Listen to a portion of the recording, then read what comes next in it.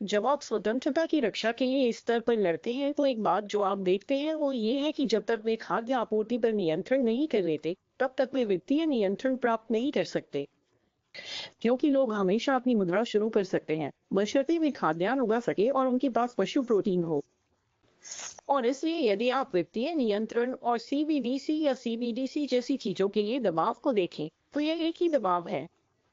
वे खाद्य आपूर्ति को नियंत्रित करने का प्रयास कर रहे हैं। और यदि आप उनके द्वारा की जाने वाली गतिविधियों और केंद्रीय नियंत्रण पाने के लिए बोले जाने वाले झूठ को देखें, तो इसमें से अधिकांश चीजें खाद्य आपूर्ति पर नियंत्रण पाने के लिए उनके द्वारा की जाने वाली चीजों को सही ठहराने और बहाने बनाने के लिए होती हैं।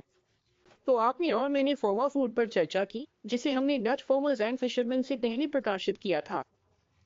तो ये प्रयोगशाला में विकसित मांस और कीट आधारित आटे सहित सिंथेटिक भोजन पर एक संपूर्ण अध्ययन है। engineered. जी अभी इंजीनियर्ड ये मूलतः दवा उद्योग द्वारा खाद्य आपूर्ति पर कब्जा करने की घटना है। तो विचार यह है कि हम किसानों से छुटकारा पा लें, हम प्राकृतिक रूप से उगाए गए खाद्य पदार्थों को नष्ट कर दें तथा विनिर्माण संयंत्रों और प्रयोगशालाओं में खाद्य पदार्थों का इंजीनियरिंग करें।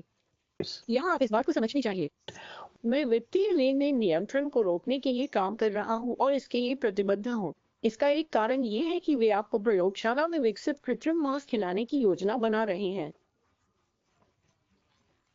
कोई भी स्वस्थ दिमाग वाला व्यक्ति कभी भी ये चीज नहीं खाएगा, लेकिन वास्तविकता यह है कि वे यही उम्मीद कर रहे हैं कि एक बार जब आपके लेन देन पर उनका नियंत्रण हो जाएगा, तो वे आपकी स्वास्थ्य नीतियों को निर्धारित कर सकेंगे और वे ये भी निर्धारित कर सकेंगे कि आप क्या खाद्य पदार्थ खरीद सकते हैं और क्या नहीं।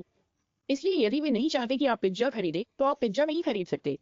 यदि वे चाहते हैं कि आप कीट आधारित आटे से बने पिज्जा खरीदें, तो आपको वही मिलेगा। यही कारण है कि वे इस प्रकार का नियंत्रण चाहते हैं। और याद रखिए, जॉन केरी ने कहा था कि हमें सभी किसानों से छुटकारा पा लेना चाहिए। वे वस्तुतः सभी किसानों से छुटकारा पाने और विनिर्माण प्रयोगशालाओं में कृत्रिम रूप से निर्मित खाद्य पदार्थों को लागू करने की योजना बना रहे हैं। तुम्हें इसे पढ़ना होगा, और आपको इसे इसलिए पढ़ना चाहिए क्योंकि इसका उद्देश्य उन्हें आपके किसानों और मछुआरों को व्यवसाय से बाहर करने और उन्हें उनकी जमीन से बेदखल करने से रोकना है। क्योंकि यदि वे ऐसा करने में सफल हो जाते हैं, तो आप और मैं प्रयोगशाला में विकसित मांस खा रहे होंगे। योजना उनकी ही है,